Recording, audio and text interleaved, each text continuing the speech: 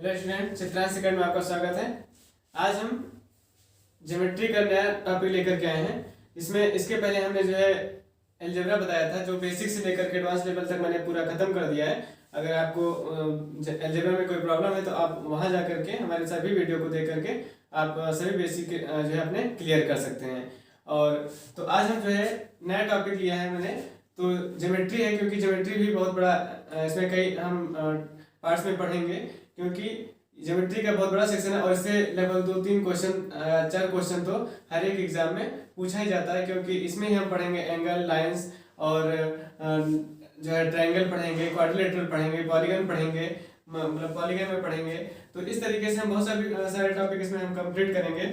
तो इसलिए हमने जो है ये टॉपिक लिया है, जिसमें कि आपको बेसिक से लेकर के पूरा एडवांस और एसएससी मेंस, सीजीएल मेंस तक के क्वेश्चन हम आपको सॉल्व कराएंगे, क्योंकि जो भी आए हुए क्वेश्चन होंगे वो भी आपके प्रैक्टिस कराते रहेंगे। तो चलिए हम आज देखते हैं ज्योमेट्री में हम क्या है मतलब एक एक पॉइंट हम आपको बताते चलते हैं कि ज्योमेट्री में जैसे कि, तो ज्योमेट्री में हमें पढ़ना कैसे है, मतलब हम किस तरीके के स्टेप बाय स्टेप हम पढ़ना शुरू करेंगे, क्योंकि ज्योमेट्री में बहुत सारे पार्ट्स हैं। तो पहले पढ़ेंगे हम कहाँ से स्टार्ट करते हैं। पहले हम देखेंगे लाइंस क्या होते हैं, एंगल्स क्या हैं और प्लेन्स क्या हैं। ठीक है, तो पहले हम पढ़ेंगे लाइंस, एंगल्स और प्लेन्स के बारे में। जो आज स्टार्ट करेंगे वो क्या होगा, लाइंस, एंगल्स और प्लेन्स के बारे में पढ़ेंगे। ओके, फिर दूसरा जब हम पढ़ेंगे तो दूसरा आएगा, हम फिर पढ़ेंगे ट्रायंगल्स के बारे में। ट्रायंगल्स की सारी प्रॉपर्टीज पढ़ेंगे, कितने टाइप्स के ट्रायंगल्स होते हैं वो पढ़ेंगे, तो वो सारी चीजें पढ़ेंगे। उसके बाद हम आते हैं थर्ड पे, पॉलीगन।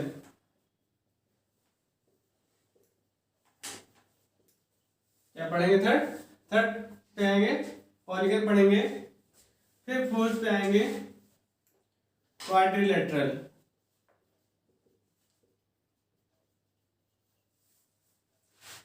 फिर आएंगे क्वाड्रिलेटरल्स।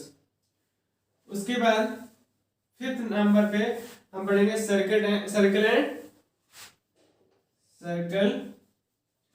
तो फिफ्थ नंबर पे हम पढ़ेंगे सर्कल एंड लोकाई पढ़ेंगे। ओके, तो पहले नंबर पे लाइन, एंगल्स और प्लेन्स, सेकंड नंबर पे ट्रायंगल्स और थर्ड नंबर पे पॉलीगन्स एंड फिर क्वाड्रिलेटरल। या फिर हम लिख लेते हैं थर्ड नंबर पे क्वाड्रिलेटरल पढ़ लेंगे, ट्रायंगल के बाद हम पढ़ लेते हैं क्वाड्रिलेटरल। ओके, फिर फोर्थ नंबर पे हम पढ़ेंगे पॉलीगन। ओके, चलिए, तो आज हमें पढ़ना है लाइंस, एंगल्स एंड प्लेन्स। किसके बारे में, लाइंस, एंगल्स और प्लेन्स के बारे में पढ़ेंगे। तो लाइंस, एंगल्स एंड प्लेन्स।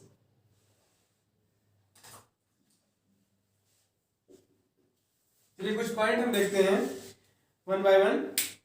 तो लाइंस एंड एंगल्स के बारे में हम आज पढ़ेंगे। तो पहला पॉइंट है कि पॉइंट क्या होता है। हमने बोला पॉइंट, तो वो पॉइंट क्या होता है। पॉइंट को हम कैसे डिफाइन करते हैं, पॉइंट क्या होता है, जैसे कि हम कोई चीज कहीं किसी चीज को डिनोट करते हैं, तो मैंने पॉइंट लगा दिया, ये क्या हो गया, एक पॉइंट। इसको हम क्या बोलते हैं, एक पॉइंट। तो पॉइंट क्या होता है, पॉइंट वो फिगर है जिसकी कोई भी लेंथ, ब्रेथ और हाइट नहीं होती, जिसको हम मेजर नहीं कर सकते हैं, वो क्या होता है, पॉइंट होता है। जैसे मैंने इस प्लेन फिगर है, इसमें मैंने ए पॉइंट जो है डिनोट कर दिया है। तो क्या है, एक पॉइंट है, इसकी ना तो कोई लेंथ है, ना कोई ब्रेथ है और ना ही कोई हाइट होती है। तो इस ऐसा कोई फिगर जिसमें जो है लेंथ, ब्रेथ और हाइट नहीं होती है, जिसको हम मेजर नहीं कर सकते हैं, वो क्या होता है, पॉइंट होता है। ठीक है, उसी को पॉइंट बोलते हैं। पॉइंट ए, पॉइंट बी, इस तरीके से सी, डी, ये सब क्या है, पॉइंट है। ठीक है, इसी को पॉइंट बोलते हैं। तो लिखना हो तो लिख सकते हैं कि पॉइंट क्या होता है। तो पॉइंट वो होता है, ठीक है, ऐसा फिगर जिसकी हाइट, लेंथ, जिसकी ऊंचाई को, लंबाई को या चौड़ाई को हम नाप नहीं सकते हैं, उसको हम बिंदु बोलते हैं। ठीक है, पॉइंट को ही बिंदु बोला जाता है। देखो दोनों तरीके से आप लिख सकते हैं। लिखना अगर चाहे, अगर नोट्स बना रहे हैं तो नोट्स भी बना करके लिख सकते हैं। इसको बिंदु, हिंदी में क्या बोलते हैं, पॉइंट को बिंदु बोलते हैं। जैसे पॉइंट अगर लिखना है तो पॉइंट लिखेंगे a figure, the figure of which length breadth और height can not be measured is called a point. ठीक है, वो क्या हो जाएगा, पॉइंट। मतलब जिस ऐसे फिगर की जिसकी लंबाई चौड़ाई और ऊंचाई को हम मेजर नहीं कर सकते हैं, वो क्या होता है, एक बिंदु होता है। ठीक है, अब नेक्स्ट पॉइंट पे आते हैं। नेक्स्ट पॉइंट है लाइन। लाइन क्या होता है,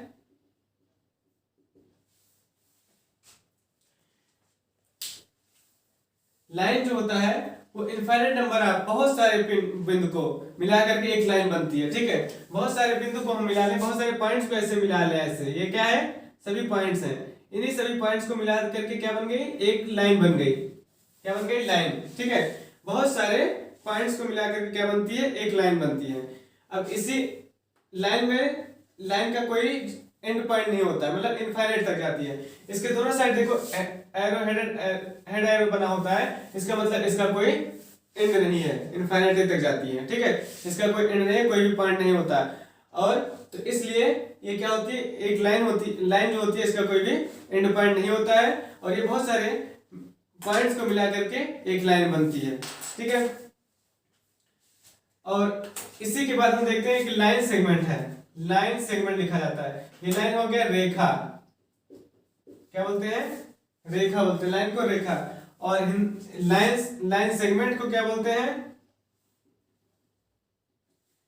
रेखाखंड बोलते हैं। क्या बोलते हैं, रेखाखंड। रेखाखंड जब इसी लाइन से कोई एक पार्ट ले ले जाए, पॉइंट फिक्स कर दे ए और बी, ए और बी पॉइंट फिक्स कर दिया, ये क्या हो जाएगा, बिंदु लगा करके ए और बी, इसको मेजर करके ए और बी लगा दिया, एक फिक्स लेंथ हो गई। ठीक है, तो ये क्या हो जाएगा, ए बी रेखाखंड। रेखाखंड क्या हो गया, इसी रेखा का एक खंड, मतलब एक पार्ट हो गया, इसीलिए इसको बोला जाता है लाइन सेगमेंट। और ये क्या होता है, लाइन, क्योंकि रेखाखंड मतलब जो लाइन सेगमेंट होता है उसकी टू फिक्स पॉइंट होती है, उसको हम मेजर कर सकते हैं, लेकिन जो रेखा होती है उसकी कोई लेंथ नहीं होती, उसको हम मेजर नहीं कर सकते क्योंकि वो इनफाइनाइट दिख जाती है। ठीक है, उसकी कोई लिमिट नहीं होती है।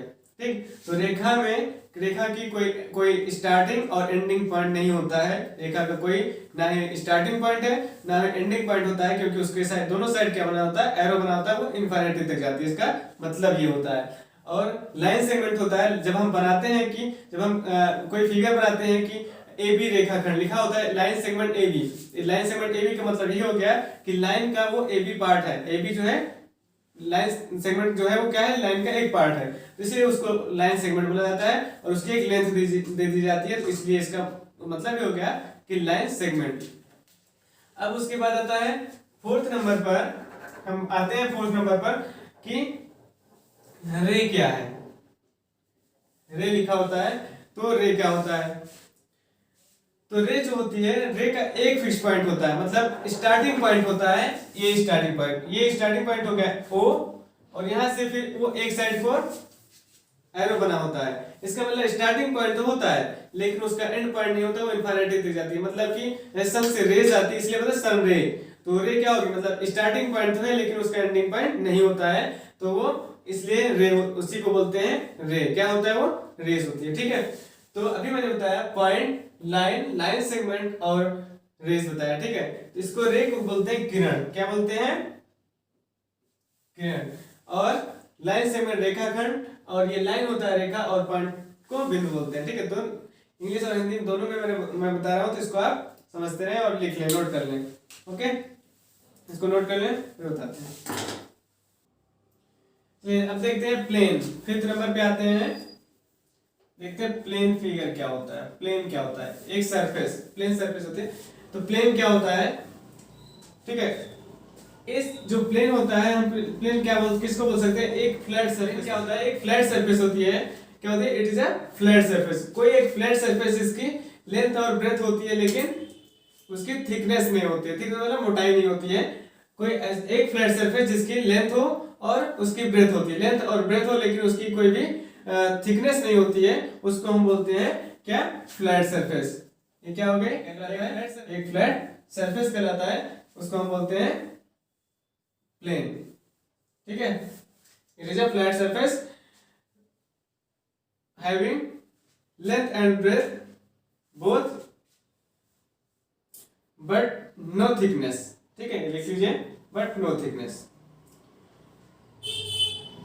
और it is a two dimensional. कैसी होती है? जो फ्लैट सर्कल होती है टू डायमेंशनल होती है। ये टू डायमेंशनल होती है क्योंकि इसमें लेंथ और ब्रेथ होती है, थिकनेस नहीं होती है। ओके, अब आते हैं टाइप्स ऑफ लाइन पे। कितने टाइप्स की लाइंस भी बताया था, लाइंस। तो type of lines,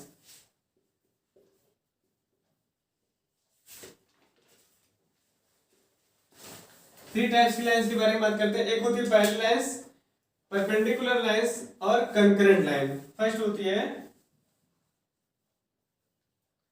parallel lines, second आते हैं परपेंडिकुलर लाइन,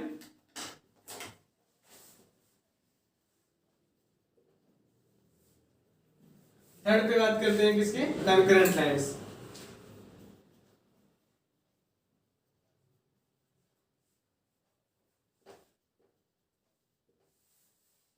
कंकरेंट लाइंस।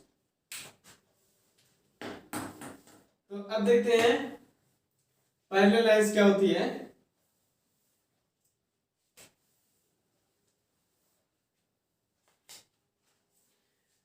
देखिए, टू पैरेलल लाइंस क्या होती है? जब कोई लाइन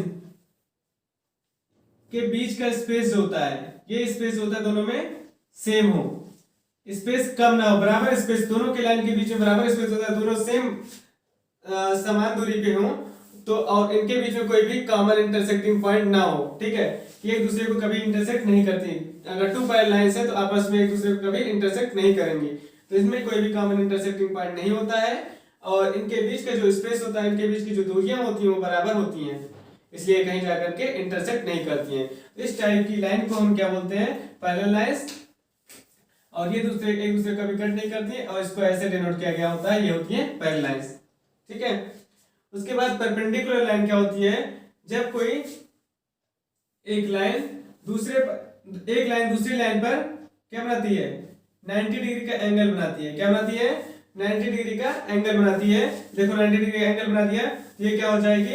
अगर मान लीजिए ए बी लाइन है, ठीक है, मान लो एल लाइन है, ए बी तो लाइन सेगमेंट हो जाएगी, एल लाइन है और एम लाइन है, तो एम लाइन जो है एल लाइन पर परपेंडिकुलर है। एल इज परपेंडिकुलर, क्या लिखेंगे? एल इज परपेंडिकुलर का साइन ऐसे बनता है, और एम लाइन। ठीक है, तो एल लाइन होती है वो परपेंडिकुलर है एम पर। इस तरीके से जब कोई एक लाइन दूसरी लाइन पर 90 डिग्री का एंगल बनाती है, तो क्या उसको हम क्या बोलेंगे? परपेंडिकुलर लाइन बोलेंगे। ओके, अब उसके बाद आते हैं कंकरेंट लाइन। तो जब कंकरेंट लाइन का मतलब क्या होता है? More than two lines. ठीक है, मोर देन टू लाइन मतलब एक से अधिक रेखा होती है, एक से अधिक लाइन होती है, एक ही पॉइंट पर, सेम पॉइंट पर आकर के इंटरसेक्ट करें ऐसे, तो इस पॉइंट को हम, इस लाइन को हम क्या बोलेंगे? Concurrent lines. क्या बोलते हैं?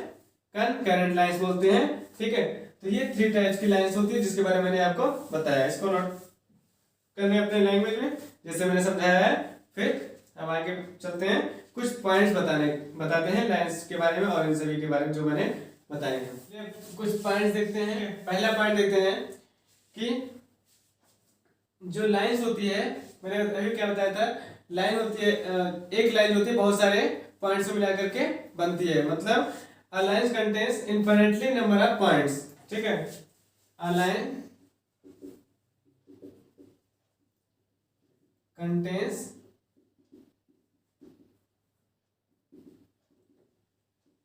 number of points. Next point,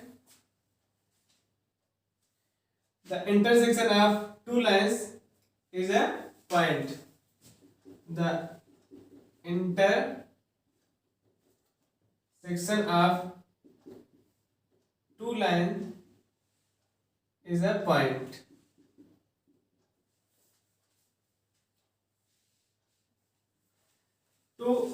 two lines जहां इंटरसेक्ट करेंगे वो क्या बन गया? एक पॉइंट बन गया। इस तरह बोलते हैं। तो the intersection of two lines is a point.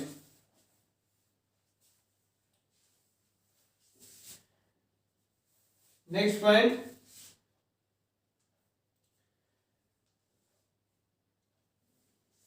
अभी मैंने बताया था कंकरेंट लाइंस बताया था।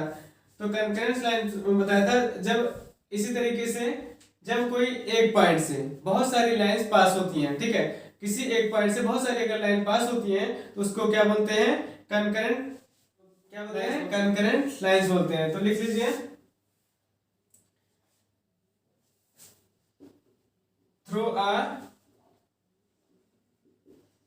Given point, through a given point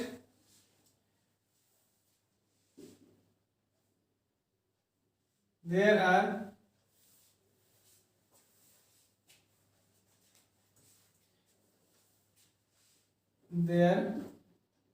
was a infinite number of lines. These lines are called concurrent lines.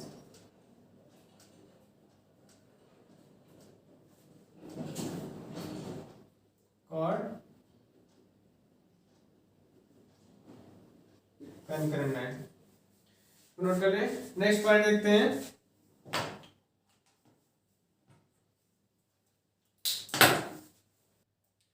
अब उसके बाद देखते हैं collinear. Collinear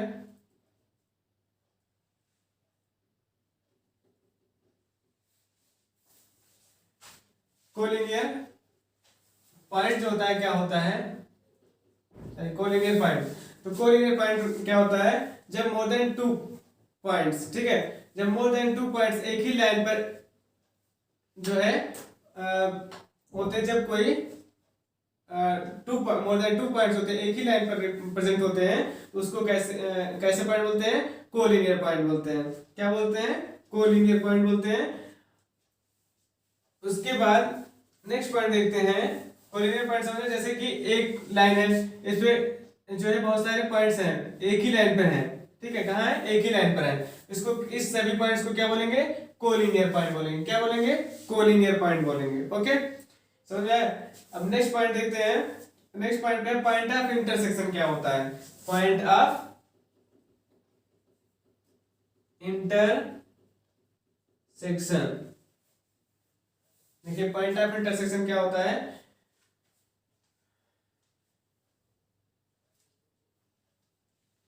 point of intersection कोई भी लाइन जो होती है,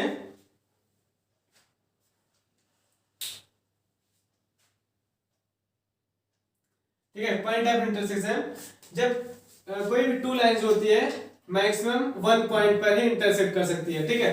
एक लाइन, ये टू लाइंस है, ये कहाँ इंटरसेक्ट करेंगे, एक ही पॉइंट पर, ये लाइन एक ही पॉइंट पर, ये दोनों लाइनें एक दूसरे को एक ही पॉइंट पर इंटरसेक्ट करेंगे, एक से अधिक पॉइंट पर इंटरसेक्ट नहीं कर सकती। कोई भी टू लाइंस एक दूसरे को एक ही पॉइंट पर इंटरसेक्ट कर सकती है, एक से अधिक पॉइंट पर इंटरसेक्ट नहीं करेगी, इसलिए इसको बोलते हैं पॉइंट ऑफ इंटरसेक्शन। और उन दोनों लाइंस को हम क्या बोलेंगे, इंटरसेक्टिंग लाइंस बोलेंगे। क्या बोलेंगे, इंटरसेक्टिंग लाइंस बोलेंगे। नोट कर लें, intersecting lines and point of intersection क्या होता है। पॉइंट ऑफ इंटरसेक्शन वो होता है कि जब कोई टू लाइंस कोई भी टू लाइंस होती है मैक्सिमम वन पॉइंट पे इंटरसेक्ट करेगी। नेक्स्ट देखते हैं कि जब कोई भी, नेक्स्ट पॉइंट है कि कोई भी टू लाइंस होती है, एक लाइन पर टू लाइन है, एक लाइन पर क्या है, दोनों 90 डिग्री पे हैं, ठीक है। ये एक लाइन है L, ये M हो गई और ये N हो गई, ये दोनों लाइनें एक L लाइन पर कितने पे है, 90 डिग्री पे है, तो M और N लाइन ऑब्वियसली क्या होगी, वो परपेंडिकुलर सॉरी पैरेलल होगी। M और N क्या होंगे, दूसरे के पैरेलल होंगी। जब M और N जो है किस पर है, L पर परपेंडिकुलर है, तो M और N जो होंगे वो क्या होंगे, पैरेलल होंगे एक दूसरे के। ओके, ये एक पॉइंट है, इसको नोट कर लें। नेक्स्ट देखते हैं आप, चलिए नेक्स्ट देखते हैं पॉइंट, जब कोई टू पैरेलल लाइन है उसको एक ट्रांसवर्सल लाइन कट करती है। ये कौन सी लाइन है, M और N पैरेलल लाइन है, और एक L लाइन ट्रांसवर्सल लाइन जिसको बोलते हैं, वो एक दूसरे को इंटरसेक्ट करती है, दोनों लाइनों को इंटरसेक्ट कर रही हैं। तो इनसे जो एंगल फॉर्म होते हैं, कौन से, कुछ इंटीरियर एंगल और इंटरसेक्ट करेस्पॉन्डिंग एंगल और अल्टरनेट एंगल फाउंड होते हैं। कौन कौन से एंगल फाउंड होते हैं? करेस्पॉन्डिंग एंगल फर्स्ट है, क्या क्या है करेस्पॉन्डिंग पॉइंटिंग एंगल बनेंगे, अल्टरनेट एंगल बनेंगे, और थर्ड बनेगा करेस्पॉन्डिंग अल्टरनेट और एक्सटीरियर और इंटीरियर।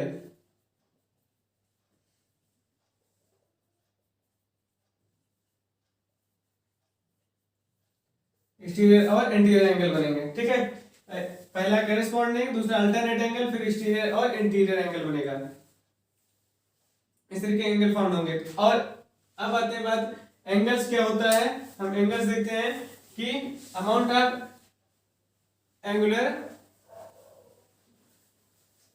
जो एंगुलर उसका जो रोटेशन होता है वो क्या, वही क्या होता है, एंगल कहलाता है। जैसे एक लाइन हो गई ओ ए रेज हो गई, ये इसका जो एंगुलर रोटेशन, कितना एंगुलर रोटेशन है, जैसे इतना हो गया, ये जो एंगुलर रोटेशन हुआ ये यहाँ से रोटेट हुआ ऊपर की ओर, तो ये क्या हो जाएगा, इसी को बोलते हैं एंगल। तो एंगल ए ओ बी बोला जाएगा। क्या बोला जाएगा? Angle A O B.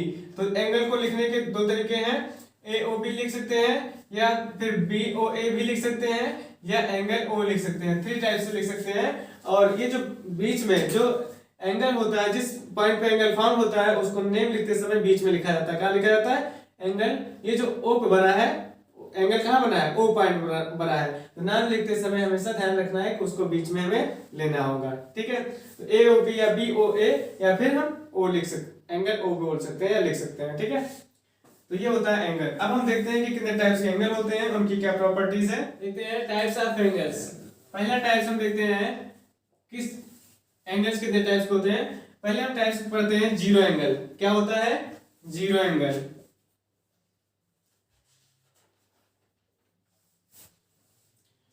तो जीरो एंगल क्या होता है? ये एंगल जिसमें कोई भी रोटेशन नहीं होता है। क्या होता है? रोटेशन, कोई रोटेशन नहीं होता, उसको जीरो एंगल भी बोला जाता है। क्या बोला जाता है? जीरो एंगल्स, ठीक है। सेकंड पॉइंट पे आते हैं। सेकंड होता है एक्यूट एंगल। क्या होता है? Acute angles.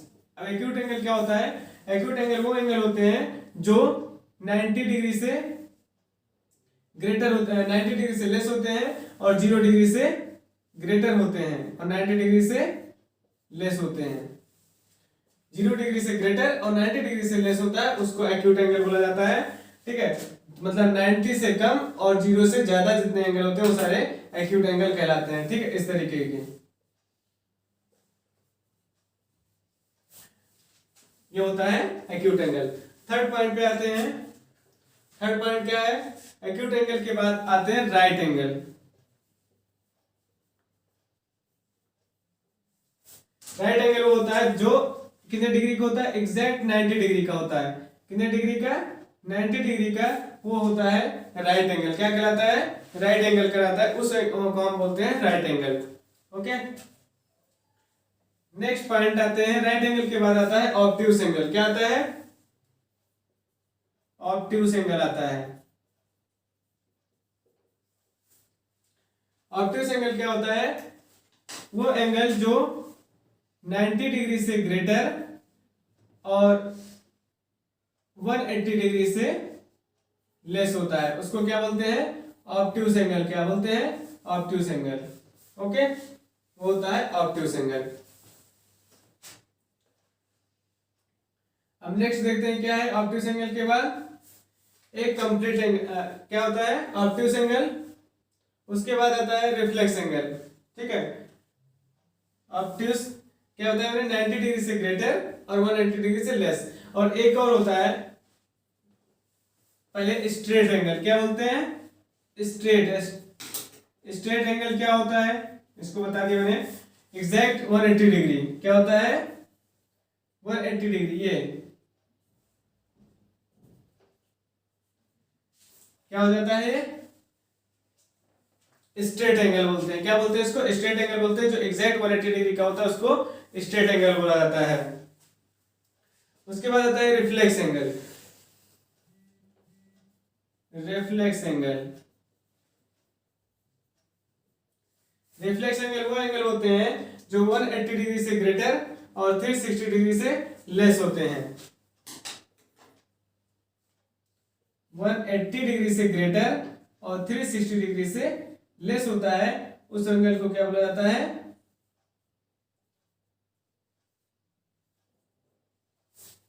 Reflex angle. क्या बोलते हैं? Reflex angle. अब उसके बाद आते हैं होल एंगल। होल एंगल क्या होता है? होल एंगल भी बोलते हैं और कंप्लीट एंगल भी बोलते हैं, जो एग्जैक्ट 360 डिग्री का होता है। कितने का? फिर ऐसे हो जाता है, इसको ऐसे बनाया जाता है, ठीक है। इधर से रोटेट होकर के पूरा रोटेट हो गया तो कितने डिग्री हो गया? 360 डिग्री का। तो थीटा इक्वल टू कितना हो जाए? 360 डिग्री। मतलब कोई भी एंगल जो 360 डिग्री के इक्वल होता है उसको होल एंगल, कंप्लीट एंगल भी बोलते हैं। मतलब जीरो एंगल और एक बताया था मैंने सीधे स्ट्रेट एंगल और होल एंगल, ठीक है, 360 डिग्री के इक्वल होता है। अब नेक्स्ट देखते हैं, एक होता है कॉम्प्लीमेंट्री एंगल और एक होता है सप्लीमेंट्री एंगल। याद रखेंगे कॉम्प्लीमेंट्री बहुत इंपॉर्टेंट है, इससे रिलेटेड क्वेश्चन जरूर आता है। कॉम्प्लीमेंट्री एंगल निकालेंगे, सप्लीमेंट्री एंगल निकालेंगे, या फिर ये पूछता है कि इसमें जो पेयर है वो कॉम्प्लीमेंट्री एंगल है, कौन सा ऐसा पेयर है जो कॉम्प्लीमेंट्री एंगल का है और कौन सा ऐसा पेयर है जो सप्लीमेंट्री एंगल का है। तो कॉम्प्लीमेंट्री एंगल और सप्लीमेंट्री एंगल क्या होते हैं? मतलब टू एंगल्स, ऐसे टू एंगल्स जो जिनका सम वो क्या होता है? 90 डिग्री होता है, तो वो कॉम्प्लीमेंट्री एंगल होता है। कॉम्प्लीमेंट्री एंगल और सप्लीमेंट्री एंगल।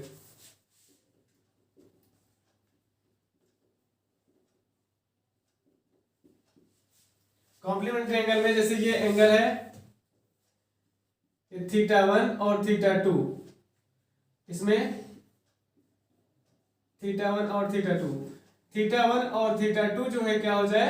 90 डिग्री, वो क्या होगा? कॉम्प्लीमेंट्री एंगल होगा। अगर थीटा 1 प्लस थीटा 2 क्या हो जाए? 180 डिग्री हो जाए तो कितना होगा?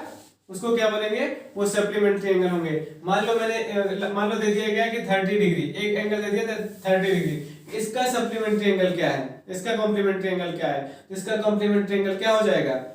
60 हो जाएगा, क्योंकि दोनों का सम क्या होना चाहिए? कॉम्प्लीमेंट्री के लिए 90 होना चाहिए। और सप्लीमेंट्री के लिए अगर सप्लीमेंट्री में एक दे दिया गया 120, तो इसका सप्लीमेंट्री एंगल कौन सा होगा?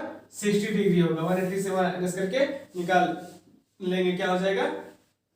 सप्लीमेंट्री एंगल हो जाएगा। ओके, समझ में आया? इस तरीके के क्वेश्चन जरूर पूछे जाते हैं।